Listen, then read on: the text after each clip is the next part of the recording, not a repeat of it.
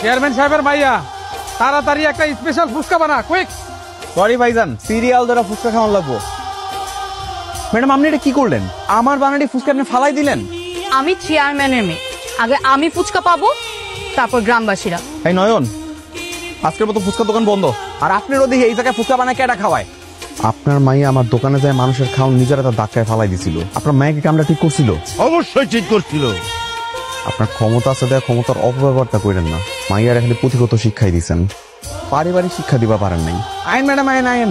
ভাবতেছিলাম আজকে যদি আপনারা না আইন তাহলে আজকে বেচা কিনে বন্ধ করে দিব। বাবা, এত খাতের যত্ন।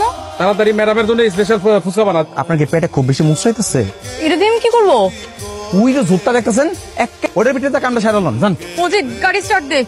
আপনি শুধু আমারে একবার অনুমতি দেন, দেখেন আমি ওই ফুচকা আলার করে লিয়ে আইতেছি। আমি আরেকবার দেখি, কালকে যাব, গিয়ে ফার্স্ট ওর ফুচকা আরেকবার ট্রাই করবো। হওয়ার পর যদি দেখি যে এরকম ঘটনা আবার ঘটছে, রিপিট পাওয়ার খবর আছে। আই হাই, এত রিমোট দিছ? চেয়ারম্যানের মায়া তো আজকে পুরো লাল হয়ে যাবো রে। ম্যাডাম আসেন আসেন আসেন, আপনি তো লেগে তো অপেক্ষা করতেছি। সত্যি করে বল, কালকে তুই আমার ফুচকা কি মিশাইছিলি? কিছুই মিশা নেই, এই যে আপনার মাথা চেক হইতেছি। তোর মাথায় হাত দিলি কেন? তুই আমার মাথায় হাত দিয়ে মিথ্যা কথা বললে আমি যদি মরে যাই? আরে তুই মরবি কি লেখা? এই সাহস কম না, তুই আমার ম্যাডাম রে তুই তুকারি করতেছস শালা। তুই অপরাধ করছস, এখন তো শাস্তি পাইতে হবে। ঠিক আছে চাচা, কোন কি শাস্তি পাওয়া লাগবে? আম্মাজান বলেন ওরে কি শাস্তি দেবো? ও যেহেতু আমাকে ঝাল খাইয়েছে না, তুমি ওকে ঝাল খাইয়ে দাও। বেশি করে নে। বেশি ঝাল লাগছে? পানি লাগবে?